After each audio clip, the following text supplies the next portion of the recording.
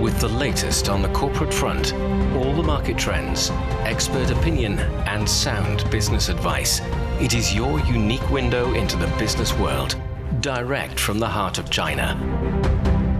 Hello and welcome to Biz Today. I'm Zhao Yang in Beijing. Coming up, we will have half an hour of business news and analysis. On today's show, China, ASEAN, and Gulf Cooperation Council nations held the first summit and pledged to integrate the markets among the global trade uncertainties. And Moody's has downgraded the U.S. credit rating. And now let's begin with our top story. The 10-member ASEAN nations for the first time held a summit with China and the 6 nations of Gulf Cooperation Council in Malaysia. Chinese Premier Li Qiang said the 3 parties should look at ways to remove barriers to trade and work to grow economies despite U.S. tariffs. The Malaysian Prime Minister who led the summit said the world was facing unprecedented geopolitical tension, economic fragmentation, and technological disruption. The ASEAN-GCC China Summit has called for greater economic integration, support for multilateral trade, and inclusive and sustainable development. In its declaration, the summit reaffirmed the World Trade Organization's central role in the multilateral trading system and welcomed the completion of talks for the upgraded China-ASEAN Free Trade Agreement. So for more on this, join us on the line now Dr. Zhou Mi, Senior Research Fellow with the Chinese Academy of International Trade and Economic Cooperation, and also Yan Liang, Professor of Economics, Willamette University. So Dr. Zhou Mi, I will start with you. What's your take on the significance of this trilateral engagement between ASEAN, the GCC, and China? Well, we know that China and Gulf countries, we have a very close relations in the past decades. I think that there are so many relations between us, including the contracting, the building of the projects, and also a lot of relations on the trade and investment issues, including the industries and also something to do with the crude oil. And also it is true that China and ASEAN, we have many interactions, and ASEAN is one of our largest trading partners. So the trade and investment are very important for us and for them. We have established the free trade agreements between us, but it is the first time 3 of us are trying to sit together and discuss about the problems that we are facing and the opportunities that we are going to have. I think that is very important because for 3 parts of us, we have our own characteristics. Like for Gulf countries, they have their resources, and for ASEAN, they have a kind of a package to trying to do better integration. And for China, we are developing very quickly. So for 3 of us, we have to understand the differences and the common areas or understanding about what we are going to do. So for this summit, I think it's really a good channel and opportunity for 3 of us to discuss about what we can do. And Yan, so what's the key message at this landmark summit? Well, I think Premier Li Qiang shared 3 observations, which also I think deliver 3 really important messages. So the first message that he delivered is that the globalization is suffering from, heavy blows. So this idea of peace, development, and win-win cooperation are being challenged. So what it takes is for countries to get together and to build solidarity, mutual trust, to cooperate, especially for the global South. So these tri-parties, they are representing the global South. They're representing 25% of the global population and GDP. And their really rich history and also bright future to be able to cooperate in various areas. So then they'll be able to expand the markets. They'll be able to enjoy more affordable, reliable energy sources, logistics, financial services, and technologies. And so that is the second point that Premier Li Qiang delivered, which is that the tri-parties cooperation shared rich history, but also really bright future. And the last message and observation that Li Qiang shared is that China plays a vital role in these kinds of trilateral cooperation. China is a very vital economy. It's an industrial powerhouse and also technological powerhouse in the global stage, and it contributed to 28% of the global GDP growth. China is the largest trading partner, of ASEAN countries. China is also the largest trading partner of the Gulf Council countries. And so China can play a very important role in bringing all these different parties together and play a very important role in sharing technologies and foster kind of the cooperation in technologies, in industrial supply chain, in green development, and so on and so forth. So I think, these Premier Li Qiang's speech deliver three really important messages, and I think it really chart the course of the future cooperation of the tri-parties. And what kind of unique opportunities, Yan, do you think does this three-way framework offer that the bilateral partnership might not?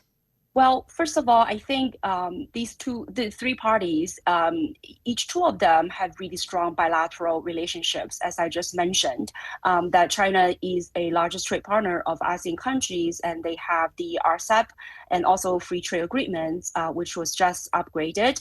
And two-way trades between China and ASEAN countries reached $980 billion last year. And China is also a major trade partner of GCC countries.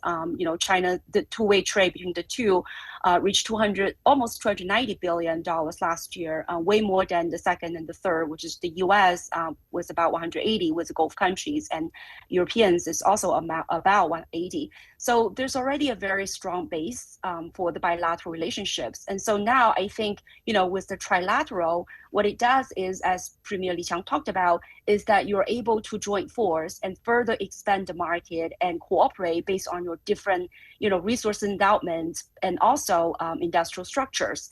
So we know, for example, ASEAN country, it's a young and growing economies. It has over 700 million population, with 60% of them are productive workforce. It also has a expanding large consumer markets and also increasing technological advancement. China, of course, is the industrial powerhouse, account for about 30% of global manufacturing, and is also leading in many technologies like AI, in digital technologies. And so China has a lot to offer and also partner with these two parties. And when it comes to the Gulf states, they are very capital rich. The Gulf states, the sovereign funds has $4 trillion worth of capital to invest. They also have the vision to transform the economy to more sustainable economies and building smart cities. And so in a sense, they all have very unique resources, but they also share the common visions. ASEAN countries had the Vision 2045 to build resilient, innovative, dynamic, and people-centered economies. And China, of course, has the 2035 to build a modern socialism economy. And the Gulf countries have Vision 2030 to build more sustainable, and smart economies. So in the sense that, these trilateral cooperations can really bring the unique advantages, resources, and together with this shared vision of, multilateralism, regionalism, open trade, investment, and technological cooperation, and this true multilateralism. So I think the potential is huge, and that's why I think, again, this idea that they all have this very unique and rich history of cooperation, but also very bright future of continuous, cooperation. And Dr. Zhou Mi, so Premier Li Qiang also highlighted China's economic recovery and its proactive macro policy orientation. He also mentioned China's strategy to focus more on expanding the domestic demand and strengthening the domestic circulation. So what are the potential implications for China's trading partners in ASEAN and GCC, do you think?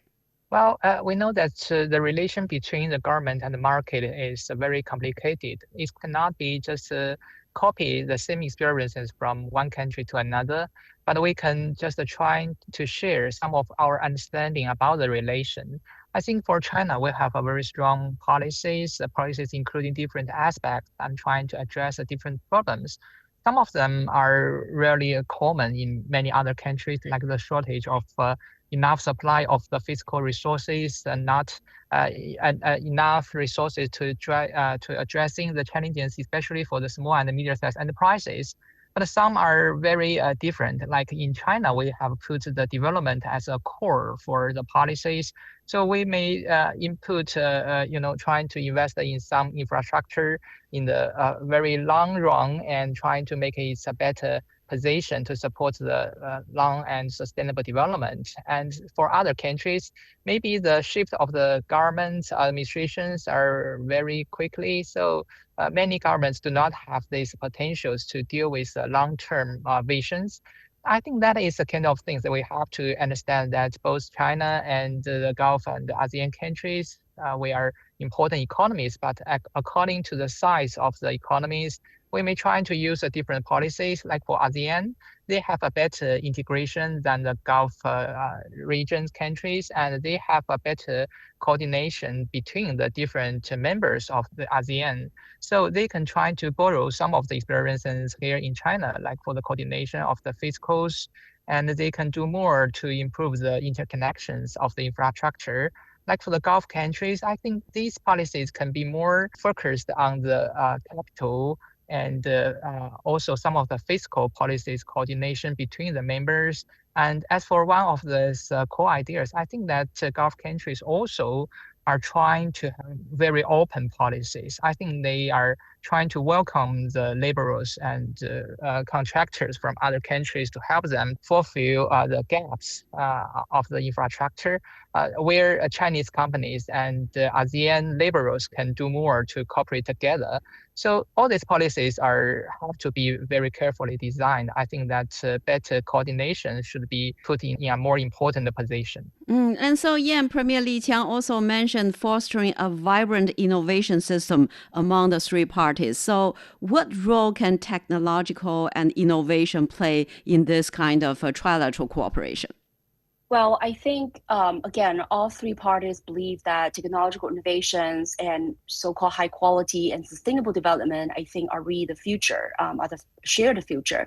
And so I think, all three are trying to develop more of their technological capabilities. And of course, China, as I mentioned earlier, is leading in, for example, renewable energies, EVs, battery storages, and also in terms of AI. And Malaysia, of course, is really trying to develop their own AI system, and they're trying to build data centers. They're also wanted to improve their digital infrastructure and develop their digital economy. And of course, the Gulf countries are the same, right? They are also trying to boost their digital infrastructure, to build smart cities, to develop their AIs and build AI centers. And so I think in that regard, all three of them could have this common approach to join force and join resources. Again, China has the technology. ASEAN countries, they also have certain technologies and markets. They also have large user cases to adopt certain technologies. And the Gulf countries, they're capital rich, and there are already also a lot of cooperations. For example, China's companies like Huawei and also Alibaba have been investing very heavily in the telecommunication infrastructure, 5G network in the Gulf states, as well as the data storage, cloud computing facilities in these countries. And so I think in that sense, there's a lot of opportunities for cooperation. Semiconductor, I think, is another interesting case where, as we know, China is developing its semiconductor chips by leaps and bounds. And so it's very possible that China is able to expand the user cases abroad. And I think ASEAN countries and Gulf states could be, adopters of certain Chinese technologies. And China is more than willing to share a lot of its technologies, right? In terms of renewable energies, but also in terms of, for example, its AI, open sources, large language models. So I think there's just a lot of, again, common interests in developing technologies. China has been also investing very heavily, through Geely and other automobiles in Malaysia and also in other ASEAN countries to build EV parts and batteries and other renewable energy projects in various countries.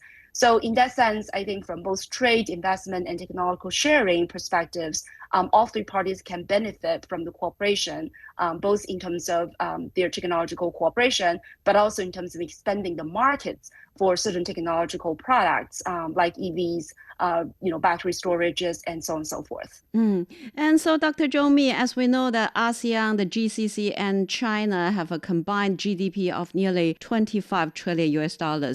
So what new areas of trilateral cooperation do you find in the declaration from the summit? I think that there are several areas. First of all, as the GCC has put it in a very important position, the diversification of the development. For Saudi and other GCC countries, they really want to have more forces of the development. And China is going to do more to support that, like in the area of the green energy, as Yan has just mentioned. And some of these companies has already put their plants of the manufacturing of the solar panels and other equipment in the ASEAN countries. So what do you think are the fundamental factors that uniting China, ASEAN, and GCC countries in this trilateral cooperation? Like, is this primarily a response to the external pressures like the U.S. tariffs, or does it reflect some deeper and long-term strategic interests, perhaps shared by the Global South? Well, I think that's a great question. I think it's a matter of both. I do believe that there is the structural reasons for Global South countries, with these three parties as representations to work together. As Ibrahim, the Malaysian Prime Minister, talked about, right, the Global South represents about 40% of global GDP, 85% of population, and 80% of the global growth. And so it is very important for the Global South to come together to really voice their needs, their priorities in the global stage. So what the Global South wants is peace, is sustainable development, and is security. And so I think it makes sense for these tri-parties to work together. And as in their joint declaration, they talked about they wanted to remain, to promote regional peace. As a matter of fact, they talked a lot about the Middle East situation, especially in Gaza, that they wanted to promote peace in the region, understanding that peace is really precondition, right, for sustainable growth. But more than that, they talked about economic integration. They talked about enhanced connectivity through, Belt Road initiatives and others. They talk about energy security and sustainability. So all of these, I think, also digital transformation and also innovation for security and people to people exchange. So all of these, I think, really represent the core interest of the Global South, right? They wanted to be able to promote their own agenda, their own development initiatives. And so I think that is the structural force that is promoting the kinds of trilateral cooperation. Now, I think there's also, as you mentioned, some of the more contemporary reasons, and that is because of the globalization is under attack. This unilateral trade war coming from the United States, and also this strategy of divide and conquer, it's really actually provided impetus for the Global South, especially in this case, these three regions, to work together to really confront the kind of unilateralism and bully. And so I think, it's a matter of both the structural but also contemporary forces that really push the three parties to come together. And again, I think there's a lot of potential areas, not only in economic development and cooperation, but also in terms of peace, security, people-to-people exchanges, the sort of more civilization exchanges. I think on all of these fronts, there's great potential for the three parties to further collaborate and cooperate. Well, we're speaking with Yan Liang, Professor of Economics, Willamette University, and also Dr. Zhou Mi from the Chinese Academy of International Trade and Economic Cooperation. And after a short break, Moody's downgraded the U.S. credit rating. Stay with us. Welcome. I'm Elaf Elad, economics professor and member of the Data Science and AI Center at New York University, Shanghai. On the World Today program, you can find in-depth and impartial insight, as well as critical commentary on key trends in the Chinese economy, financial technology, business, and blockchain. To prepare for the world tomorrow, join me on World Today. You're listening to Biz Today. I'm Zhao Yang in Beijing. Moody's has downgraded the U.S. credit rating due to years of rising debts and deficits. And at the same time, the Trump administration is pushing for more tax cuts, which would likely increase the debt. So, how is Washington managing its rising deficit? It seems to me that Washington has been always running up deficit, no matter which party is in the White House. And so I think with Biden's administration, because of the COVID, the U.S. has run up large national debt, and now with Trump's tax cuts, that the so-called the one big beautiful bill, is going to add, deficit and debt, continue to run up debt. I think the estimate right now is about $4 trillion US dollars of deficit in the next 10 years. And so in the sense that I don't think that there is actually an effective way to so-called manage the debt right now in the US, and it's just likely to continue to go up. Now, I think that poses a very interesting question. On the one hand, I do believe the US government will not run out of dollar. It will always be able to pay its debt should it choose to do so. But on the other hand, I do see the political theater of bipartisan tensions of raising the debt ceiling or not. In other words, if the U.S. government may voluntarily, I think this is the key word that they may choose due to political reasons to default on their debt. And that could be really consequential, not only for the U.S. economy, but for the global economy. And even if we don't get to that point, that there's no voluntary default on the U.S. government's part, I think it still begs the question when it comes to what is underlying this rising debt? Is it really doing good to the economy, or it is actually, having counterproductive impact? We know, right, the fiscal policy could be very effective and important. As, for example, Chinese government is using fiscal deficit spending to support its economy. But I think, giving Trump's bill that is trying to give pretty much tax cut to the very rich, 2/3 of the tax cut benefits will go to the top 20%. And yet they're going to cut spending on major, welfare and important social services, and the lower income families will bear the brunt.